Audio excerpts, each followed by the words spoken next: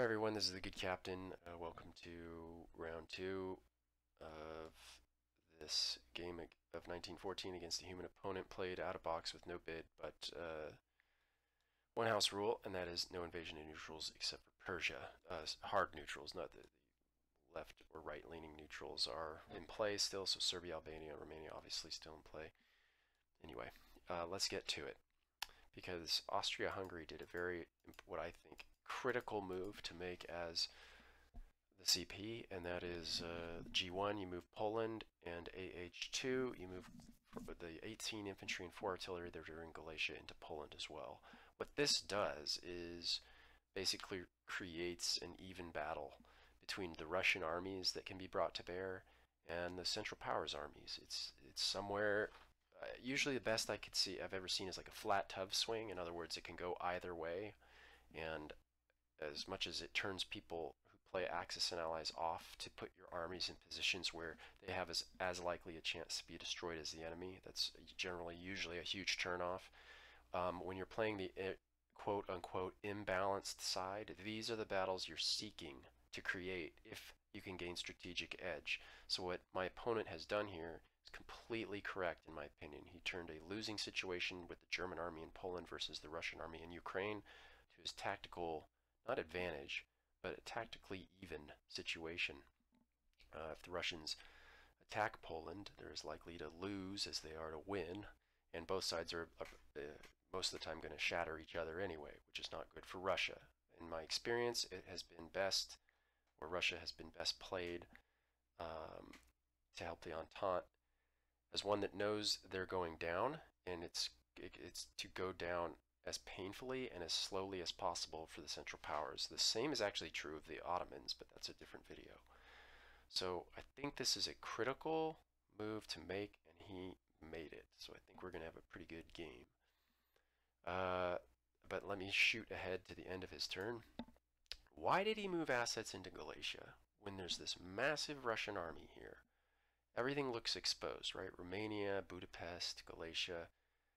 Well, there's a lot of factors at play here, but I'm just going to sit on one, and I'll cover the rest in my strategic videos when I roll the series on my other channel. Yes, I could take Russia into Galicia. I could smash this army. 68% of the time, I think it ends in 100% piece count loss for the Austro-Hungarians. I'll lose 8 pieces. He loses everything here. I did that just by looking at it, by the way. In a single round of combat, these should be the fastest turns. It's a bizarre comment to read on Facebook when I see that this game takes so long. People say it takes so long to complete. It shouldn't. You might be playing it wrong. It shouldn't take much computation at all, since everything's one round of combat. And most units defend on 3. Just add everything up and cut it in half, and I can look at this and see it's 8 pieces that I'm going to lose as the Russians. So Ukraine is bordered by 7 territories. I misspoke in the previous video. Galicia and Switzerland are both bordered by 7 territories. I'm not going to cover Switzerland, but Galicia could then be hit. You've got a 30, 31, or 32 piece Russian army in here. It can be hit by a 30 piece German army with 9 artilleries in air. And then, before Russia can go, it'll get hit by nearly the same size army from Vienna, Poland, and what may have ever survived in Galicia to begin with.